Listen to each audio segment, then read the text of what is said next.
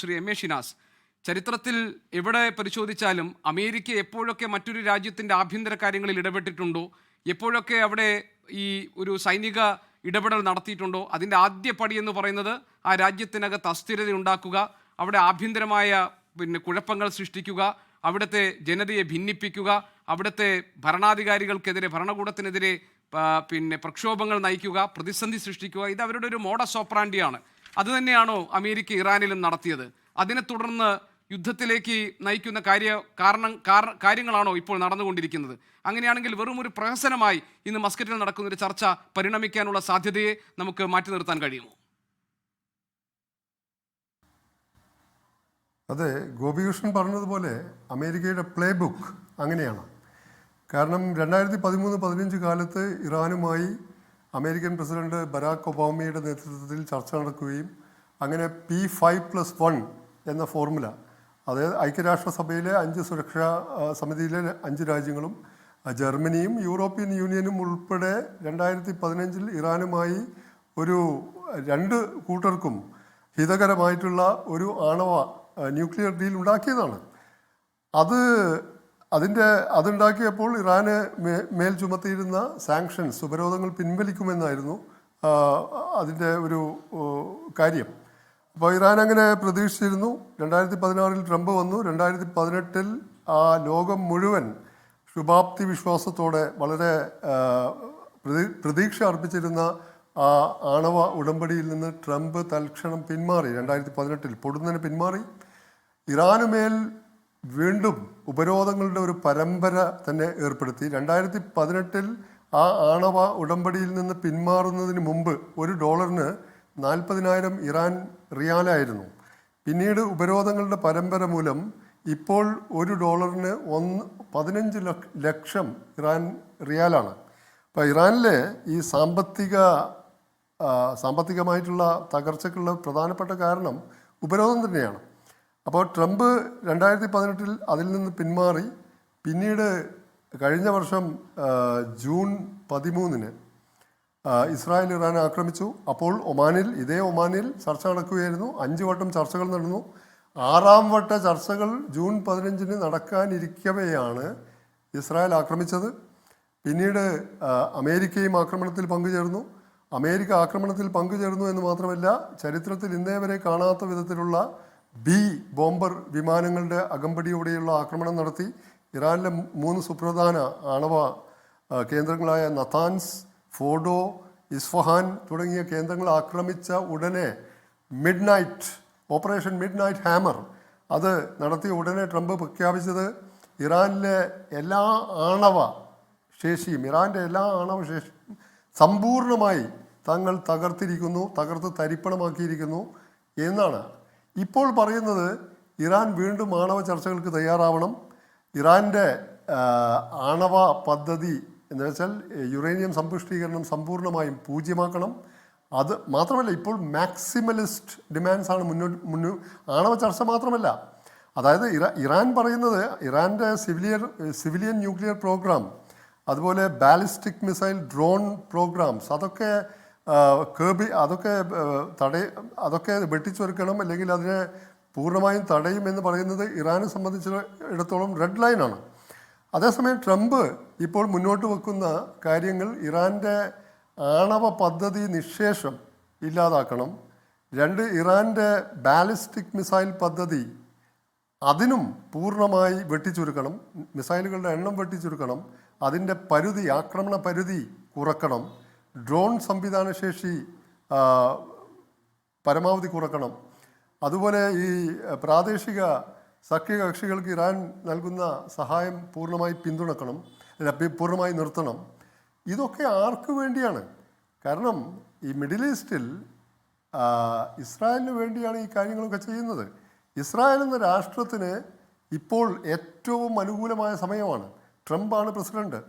അപ്പോൾ Trump president ആയിരിക്കെയാണ് 2018-ലും 2019-ലും ഒക്കെ ജെറൂസലേം ടെലവീവിൽ നിന്ന് എംബസി ജെറൂസലേമിലേക്ക് മാറ്റിയത്. 67-ലെ 6 ദിന യുദ്ധത്തിൽ സിറിയയിൽ നിന്ന് പിടിച്ചെടുത്ത് കൈവശം വെച്ചിരിക്കുന്ന ഗോലാൻ കുന്നുകളെ ഇസ്രായേലിൻ്റെ പരമാധികാര പ്രദേശമായി അംഗീകരിച്ചത് ട്രംപാണ്. അപ്പോൾ ട്രംപിനോളം ഇത്രമേൽ അനുകൂലമായിട്ടുള്ളൊരു പ്രസിഡന്റ് ഉണ്ടാവില്ല. ട്രംപ് ഒരു 3 വർഷം കൂടി കഴിഞ്ഞാൽ പ്രസിഡന്റായി തുടരാനുള്ള സാധ്യതയും ലോകം കാണുന്നില്ല. ട്രംപ് മാത്രമേ കാണാത്തതായിട്ടുള്ളൂ, അത് ഇസ്രായേലിനും അറിയാം. അപ്പോൾ ട്രംപിൻ്റെ കാലത്ത് തന്നെ ഈ മിഡിൽ ഈസ്റ്റിൽ ഇസ്രായേലിന് ആകെ ഒരു ഭീഷണിയായി നിലനിൽക്കുന്ന രാജ്യം ഇറാനാണ്. മറ്റുള്ള രാജ്യങ്ങളൊക്കെ സൗദി അറേബ്യ ആവട്ടെ, ഖത്തർ ആവട്ടെ, കുവൈത്ത് ആവട്ടെ, ജോർദാൻ ആവട്ടെ, ഈജിപ്ത് ആവട്ടെ, ആരുമാവട്ടെ, അമേരിക്ക പറഞ്ഞതിനപ്പുറത്തേക്ക് പോകുന്ന രാജ്യങ്ങളല്ല. ആകെയുള്ളത് ഇറാനാണ്. ആ ഇറാനെ ന്യൂട്രലൈസ് ചെയ്യുക, അത് ഇസ്രായേലിന്റെ താല്പര്യമാണ്. അതായത് ഇറാൻ എന്ന് പറയുന്ന രാജ്യം അത്ര പെട്ടെന്ന് കീഴടങ്ങുന്നതോ അത്ര പെട്ടെന്ന് കീഴ്പ്പെടുത്താൻ കഴിയുന്നതോ അല്ല എന്ന അനുഭവം അമേരിക്കയ്ക്ക് പോലും ഉണ്ടല്ലോ. അത് ഈ വളരെ പ്രകടമായി നിൽക്കുന്ന കാര്യവുമാണ്. അങ്ങനെയുള്ള ഒരു പരമാധികാര രാഷ്ട്രത്തെ ഈ അവിടെ ആഭ്യന്തര പ്രശ്നങ്ങൾ ഉണ്ടാക്കി ദുർബലപ്പെടുത്തി ഇപ്പോൾ ഇതിൻ്റെ പേരിൽ ഒരു ആക്രമണം നടത്തി കീഴ്പ്പെടുത്താൻ കഴിയും എന്ന കണക്ക് കൂട്ടൽ ആണ് അമേരിക്കയ്ക്ക് ഉള്ളതെങ്കിൽ അതിന് സാധ്യതകളുണ്ടോ? അവിടെ ആക്രമണം നടത്തുകയാണെങ്കിൽ അമേരിക്ക, ട്രംപ് പറഞ്ഞിരിക്കുന്നത് കഴിഞ്ഞ കൊല്ലം നടത്തിയതിനേക്കാൾ അതിഭീകരമായ ആക്രമണമായിരിക്കും എന്നാണ്. അപ്പോൾ ഇറാൻ്റെ പരമോന്നത ഭരണകർത്താവ് പറഞ്ഞത് തങ്ങളുടെ കൈവശമുള്ള എല്ലാ പടക്കോപ്പുകളും, എന്ന് വെച്ചാൽ ഇറാൻ്റെ ഇസ്ലാമിക് റിപ്പബ്ലിക്കിനെ സംബന്ധിച്ചിടത്തോളം ഇതൊരു എക്സിസ്റ്റൻഷ്യൽ യുദ്ധമാണ്, ജീവൻ മരണ പോരാട്ടമാണ്. എന്ന് വെച്ചാൽ അമേരിക്ക ആ മട്ടിൽ ആക്രമിച്ചാൽ ഇറാൻ്റെ ലീഡർഷിപ്പും ഇറാനിയൻ റവല്യൂഷണറി ഗാർഡ് അതിൻ്റെ മിലിറ്ററി ബേസസും ഇറാൻ്റെ തന്ത്രപ്രധാനമായ എല്ലാ കേന്ദ്രങ്ങളും ആക്രമിക്കപ്പെടും. അതോടൊപ്പം തന്നെ ലീഡർഷിപ്പ്, ഏറ്റവും സീനിയർ ലീഡർഷിപ്പിനെ എലിമിനേറ്റ് ചെയ്യാനുള്ള എല്ലാ രീതിയിലുള്ള ആക്രമണ ലക്ഷ്യങ്ങളും ഉണ്ടാവും. അപ്പോൾ ഇറാനെ സംബന്ധിച്ചിടത്തോളം ജീവൻ മരണ പോരാട്ടമാണ്, അസ്തിത്വ പ്രതിസന്ധിയാണ് ഇസ്ലാമിക് റിപ്പബ്ലിക്കിനെ സംബന്ധിച്ചിടത്തോളം. അങ്ങനെ ഒരു അസ്തിത്വ പ്രതിസന്ധി അല്ലെങ്കിൽ അസ്തിത്വ ഭീഷണി, ജീവൻ മരണ പ്രശ്നം വരുമ്പോൾ ഏത് രാഷ്ട്രവും അവരുടെ കൈവശമുള്ള അവസാനത്തെ ആയുധവും ഉപയോഗിക്കും. അപ്പോൾ ഇറാൻ മിക്കവാറും അങ്ങനെ ഒരു ആക്രമണം ഇറാൻ്റെ അമേരിക്കയുടെ ഭാഗത്തു നിന്നുണ്ടായാൽ ഇറാൻ മിക്കവാറും നേരത്തെ ചൂണ്ടിക്കാണിച്ചതുപോലെ തന്നെ ഗൾഫ് മേഖലയിൽ 19 സൈനിക കേന്ദ്രങ്ങളുണ്ട്. അതിൽ സജീവമായ സൈനിക കേന്ദ്രങ്ങൾ 9 എണ്ണമാണ്. അതിൽ ഖത്തറിലുണ്ട്, ഈ രാജ്യങ്ങളിലൊക്കെയുണ്ട്. അവിടെ ആക്രമിക്കാം. ഗൾഫിലെ എനർജി ഇൻഫ്രാസ്ട്രക്ചർ ആക്രമിക്കപ്പെടാം. അതൊക്കെ ഒരു മേഖലാ യുദ്ധമായി മാറ്റും എന്ന് ഇറാനിയൻ ഭരണകർത്താവ് തന്നെ പറയുന്നുണ്ട്. അപ്പോൾ നമ്മൾ ആരെങ്കിലും ഒരാൾ കൊല്ലപ്പെടുമെന്ന് തീർച്ചയായും ഉറപ്പായ ഒരു മല്ലയുദ്ധത്തിൽ ഈ കൊല്ലപ്പെടുന്നയാൾ കൊല്ലപ്പെടുമെന്ന് തീർച്ചയായും നിശ്ചയമുള്ളയാൾ അവളുടെ അല്ലെങ്കിൽ അവൻ്റെ പരമാവധി പരമാവധി ശക്തി ഉപയോഗിച്ച് അത് പോരാടും. അത് ഇറാൻ്റെ കാര്യത്തിലും അങ്ങനെയാണ് സംഭവിക്കുക. അപ്പോൾ ആ രീതിയിലുള്ളൊരു പോരാട്ടം ആ മേഖലയെ മൊത്തം വലിയ തോതിൽ പ്രതിസന്ധിയിലാക്കും. അതുകൊണ്ടാണ് ഈ ഗൾഫ് രാജ്യങ്ങൾ, സൗദി അറേബ്യ, ഖത്തർ, തുർക്കി എല്ലാവരും അമേരിക്ക ഈ ഒരു ഫ്രെയിംവർക്ക് മുന്നോട്ട് വെച്ചു. ഈ 3 രാജ്യങ്ങൾ, ഖത്തർ, ഈജിപ്ത്, തുർക്കി. അപ്പോൾ ആ ഫ്രെയിംവർക്കിൽ ഇനി വരുന്ന 3 വർഷത്തേക്ക് 0 യുറേനിയം സമ്പുഷ്ടീകരണം, അത് കഴിഞ്ഞ് 1.5% സമ്പുഷ്ടീകരണം.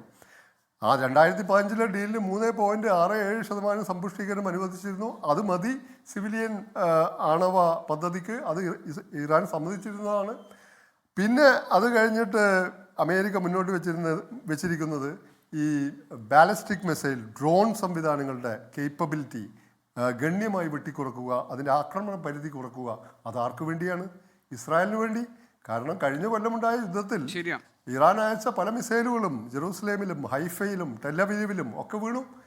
ലോകത്തെവിടെയായാലും ഏത് സമയത്തും 24 വാർത്തകളും ഓഗ്മെന്റഡ് റിയാലിറ്റി പാക്കേജുകളും എക്സ്പ്ലെയിനറുകളും വിശദമായി കാണാൻ ഞങ്ങളുടെ യൂട്യൂബ് ചാനൽ നിങ്ങൾക്ക് സബ്സ്ക്രൈബ് ചെയ്യാം.